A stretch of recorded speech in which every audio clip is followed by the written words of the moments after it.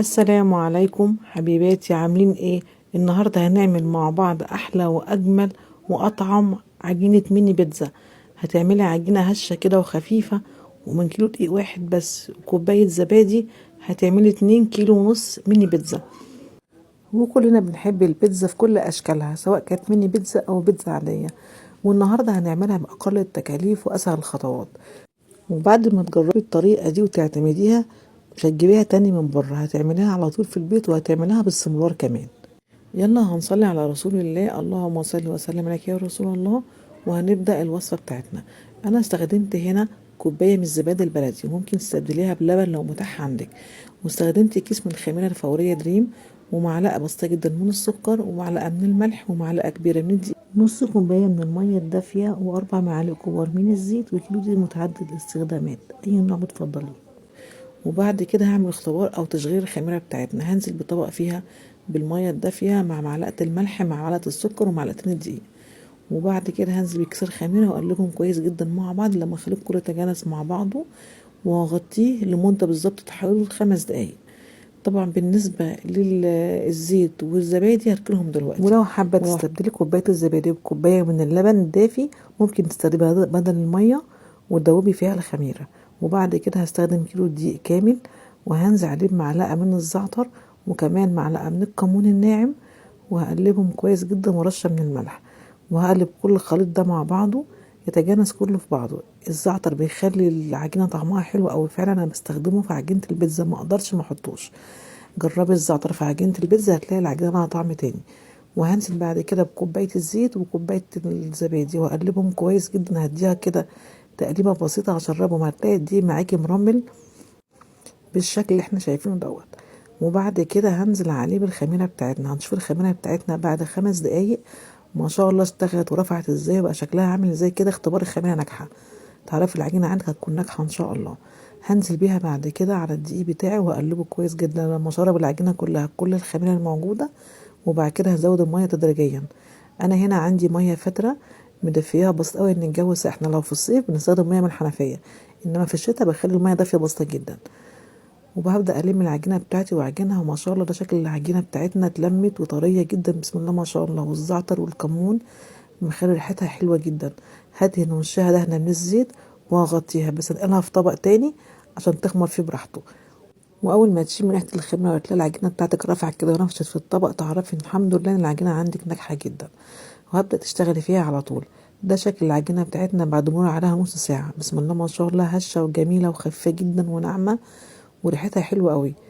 هبدا اشكلها لاربع تربع. انا هنا مستخدمه كيلو من الدقيق، هقطعه اربع تربع وهشتغل فيه ربع ربع. وطبعا الربع اللي انا هركنه على جنب هلمه على بعض كده وهكوره وهحطه في الطبق وهغطيه عشان ما ينشفش مني او ما تسقعش من الجو بقى ساقعه. وهبدا اشتغل في الربع اللي انا هبدا بيه الاول. هفرده معانا وهنفرده بالنشابه كويس جدا، بس مش هخليه اي، او هخليه سمكه معين في حدود كده ربع سنتي، عشان تديها فرصه ما تخمر تكون العجينه معاكي او القطعه معاكي محمله شويه، ما تبقاش رقيقه. وبعد كده هجيب الكوبايه عندي وهحاول اقطعها عشان كلها يكون شكلها متساوي، وكل القطع قد بعضها زي ما احنا شايفين هنا. انا هشتغل معاكم بالطريقتين، بالطريقه ديت وبالطريقه التانية اللي هي الطريقه البلدي، ان احنا نقطع قطعه قطعه. وهجيب الصينيه بتاعتي وادهنها دهنه بسيطه جدا من الزيت، وهبدا ارص فيها قطع البيتزا الصغيره. وعايزه اقولك الفوارغ اللي بتطلع من فرق العجين انا ما بقطمهاش، بتكوريها تاني وترجعي تشكليها تاني، تفرديها بالنشابه بتاعتك وتشكليها تاني من اول مره كانك لسه فرداها لاول مره، والعجينه طريه معاكي وتشتغل معاكي. وبعد كده هوريكم بقى الطريقه التانية. هنستخدم فيها السكينه، مش هستخدم فيها الكوبايه او القطاعه. واقطع العجينه بتاعتنا بالشكل اللي احنا شايفينه دوت، واخد قطعه قطعه وهلمها كده واكورها جوه بعضها بنفس الطريقه اللي انا عاملاها ديت. والطريقه دي برضو بتكون سهله وبسيطه، متهدرش فيها عجين خالص.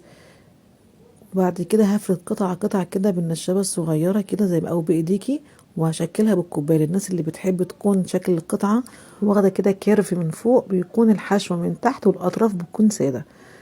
طبعا الشكل اللي بتفضليه استخدميه، بس انا بستسهل اول طريقة لانها بتاخدش معايا وقت، وفي نفس الوقت بيكون القطعة كلها قد بعضها.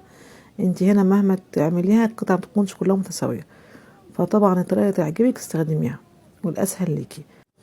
وبعد ما خلصت تقطيع كل العجينة اللي عندي هبدأ ان انا اخديها شكة كده بالشوكة، هخرمها كلها، كل واحدة كده هديها شكتين عشان التخمير.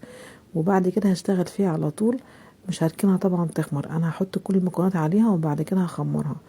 هنزل بقى بصلصة البيتزا. الصلصة هنا انا هسيب لكم المقادير بتاعتها والطريقة بتاعتها في صندوق الوصف عشان الوقت، بس ما اطولش عليكم الفيديو اكتر من كده.